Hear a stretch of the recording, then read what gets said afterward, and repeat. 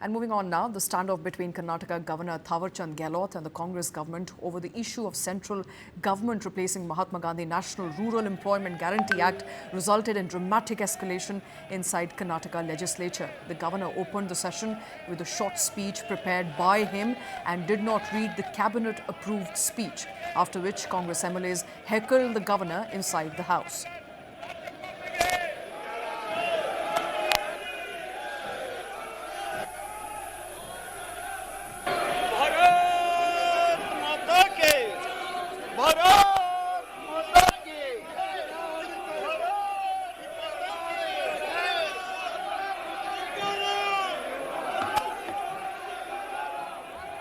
Earlier, Law and Parliamentary Affairs Minister HK Patil reportedly met Chief Minister Siddaramaiah and briefed him that Governor Gehlot was insisting on removal of certain paragraphs of the speech prepared by the cabinet.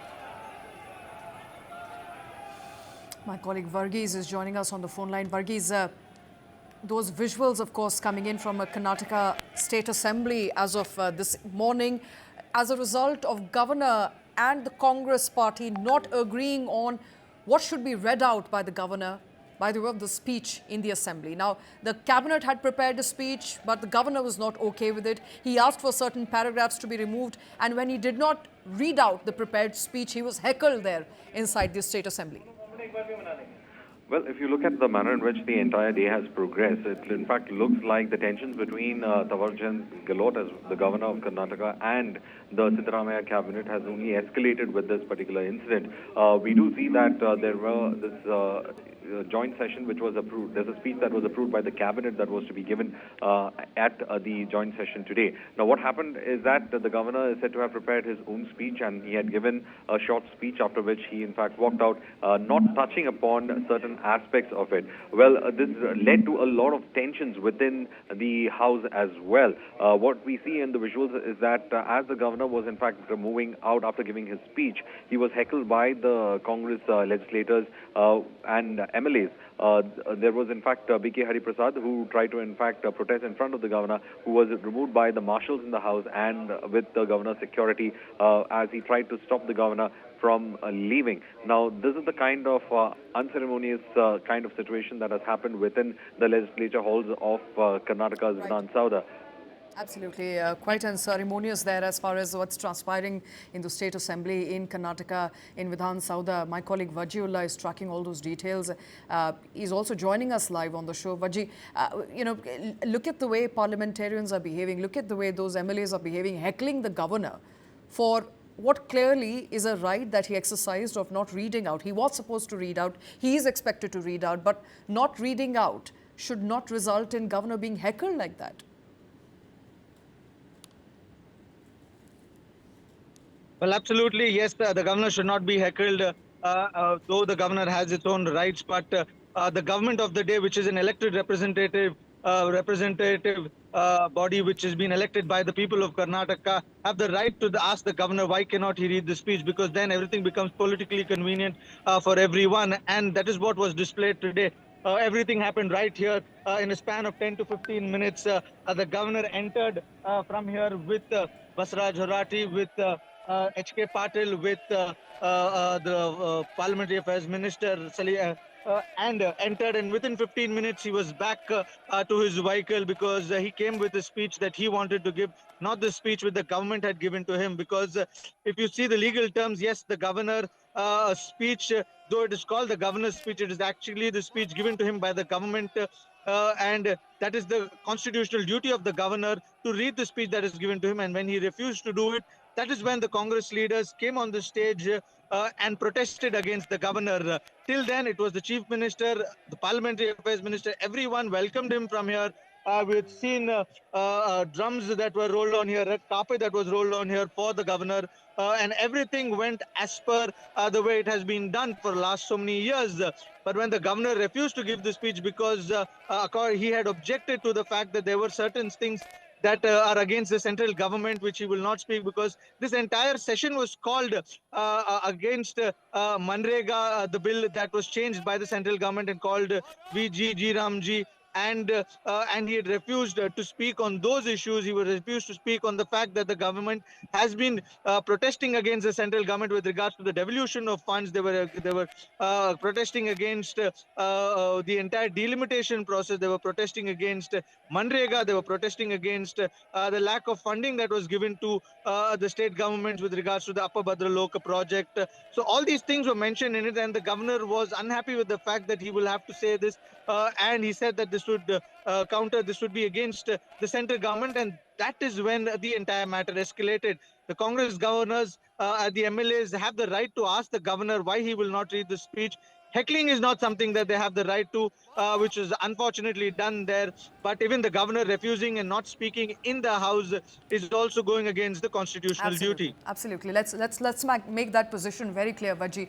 It is the constitutional duty of the governor to read out the speech that has been passed by, the cabinet. The cabinet writes that speech for the governor, and governor, by refusing to read out the speech prepared by the Congress cabinet, is refusing to do his constitutional duty. He is politicizing his position, but at the same time, I think what transpired as a later juncture, after he refused to read out, when he came down, I think that also brings a lot of shame to the elected legislator in Vidhan Saudha. Governor being carried out by marshals, because what appeared like a flurry of MLAs moving fast towards him. So for his own safety, he was later escorted out of Vidhan Saudha, and those are visuals, of course, on your screens right now. So a politicization of the government and politicization of the position of governor, of course, that we've seen transpiring in not just Karnataka. It's happening in Tamil Nadu. It's happening in West Bengal. So it's a constant tussle between the state government as well as the governor. And, Vaji, this has become a routine now for many states where BJP is not in power. Well, absolutely, Shweta. We've seen this in Tamil Nadu. Just 2 days back, the governor there refused to speak. He had objected with regards to the national anthem not being played. He's done that in the past also. He's so-called the poster boy in all of this, if you have to ask me. Then you've seen the governor in Kerala also doing the same. Now happening in Karnataka. And this has now become a precedent where governors are taking a call on what they want to say and what they should not say. In fact, if the heckling that happened inside the Vidhan Saudha, we also saw that he was escorted from the Vidhan Saudha, from the steps from the Vidhan Saudha till his car by the Parliamentary Affairs Minister, by the Chief Minister also. He had come till the vehicle to convince him that he can still come back and give his speech, but the governor refused, and he said that he will only give the speech which he has bought, which for the government is something that cannot be taken, because if the governor starts speaking the things that he has bought, then the elected representative becomes null and void, and it can be negotiable. Then there is no value to the elected government, and that is something that the Karnataka government would not want that to happen, because they are the elected representative, not the governor. So these points were something that was strongly kept by the government, and the chief minister was very blatant when he said that the governor is working at the behest of the central government, because the entire session was called today was to speak against MNREGA, was to speak against the devolution of funds that the center has not given to the state. So all these things were a matter of concern for the state government, and it was the governor's prerogative to read all of this. Now with him refusing, it becomes a constitutional crisis that we are already seeing in our neighboring states of Tamil Nadu and Kerala, and now it's happening in Karnataka. And like you clearly mentioned, happening in opposition state is a cause of worry, because things, if it not happen in the state where the government of the center and the state are together, and then happening in opposition state, it raises a lot of question on who's actually involved and who's actually speaking on the behest of the governor. Absolutely, and not quite in spirit of cooperative federalism, something that the central government has often talked about. In cooperative federalism, it's the state government that cooperates with the centre. But right now, governor, who's clearly appointed by the president, who seems to be having tussles with the state government, and that has been the case specifically in the state of Karnataka, Tamil Nadu, Kerala and West Bengal. But, talking about what really transpired today, the latest that we know coming to light is that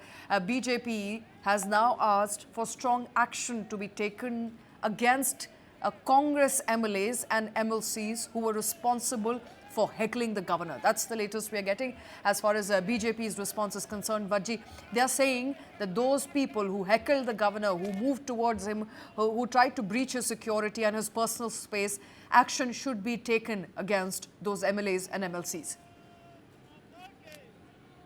Well, yes, the BJP was against the government heckling the governor also yesterday and today also. In the beginning of the House, when it was asked to C.T. Ravi, clearly said that the government has its own right to, has his own brains and his own sense to decide what he wants to speak. Because if tomorrow the government comes and says that they want to separate from the central government, the governor cannot come and just say that. That is why the government has its own right to take his own decision. Though what C.T. Ravi says also makes sense. But when you take the constitution into consideration, it's what the governor or the government wants to say, not what the governor says. Yes, the BJP has protested against the Congress leaders who out the governor, who protested over there. And we've been told that the shirt of one of the leaders were also torn in this entire fiasco, in that drama that took place, which is on our screen right now. So all these things was done in the House. And it is absolutely embarrassing because two constitutional things were broken. One, the governor not giving speech, and then the government heckling the governor. Both the things are constitutionally wrong and something that should not be encouraged. And that happening in the House raises a lot of questions, raises a lot of concerns with regards to both the constitutional duties not being done and the heckling that has taken place. Yes, the BJP has raised its voice. We'll have to wait and watch how strongly will that be taken into consideration or not. So we will be tracking that very, very closely. Vajji, stay with us. We do have some reactions we've received so far, I believe from Congress MLAs who decided to react on what really transpired inside Vidhan Sauda today. Governor, according to the Constitution and the Call and Shakta, Article 176(1) says the governor has to read the speech prepared by the cabinet. He has to address the joint session. On the request of the cabinet, and the governor has totally refused to address both the joint parliamentary session, joint assembly and council session. It is against the constitution. We got to protest against the people who go against the constitution. For Bharatiya Janata Party appointees, these appointed governors, it has become a fashion for these people to humiliate the chief ministers, humiliate the people of the state who have not voted the Bharatiya Janata Party, and this is not accepted. Karnataka is known as a progressive state and law-abiding state, and these governors who come from the Nagpur University, they are trying to browbeat the people of Karnataka. That's unacceptable. Something I think should not have happened. The governor is duty bound to read what the government prepares the speech for him to read out, and I think that has to be that is the the norm that has been in practice since the constitution came into being. So we have seen now governors from the central during the BJP rule, totally violating those norms and breaching that decorum. And we've seen in Kerala, we've seen in Tamil Nadu, here, West Bengal, wherever opposition ruled states are there, governors are not behaving as per the constitutional norms. So very unfortunate that Karnataka governor also has followed that, the principles that the other governors in opposition ruled states are doing. And it's very unfortunate. See, every new year, the governor has to address the joint session. And he has to read the speech prepared by the cabinet. That is constitutional. Because 176 of the Indian Constitution, Article 176 of the Indian Constitution, and 163 of the Constitution says he or she, Governor, shall read the speech prepared by the government or cabinet. Today, instead of speaking the speech prepared by the cabinet, he spoke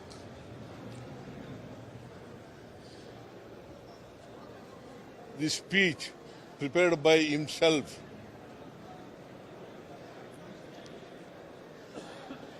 That against the Constitution, provisions of the Constitution, Indian Constitution.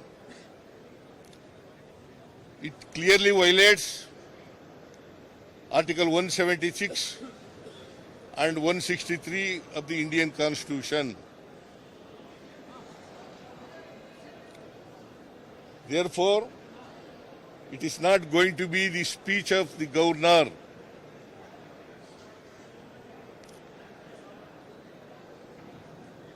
He has not discharged his duties as per the Indian Constitution.